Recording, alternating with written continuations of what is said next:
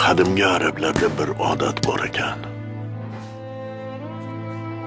Zotdor va xasaki otlar aralashib ketsa, ularni ajratolmasa,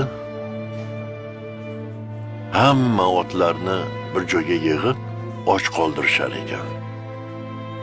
Ovqat bermasdan rosa savalashar ekan. Ko'p o'tmay ularga yem berar ekan. Ovqatga darrov yopishgan otlar xasaki otlar bo'lar ekan.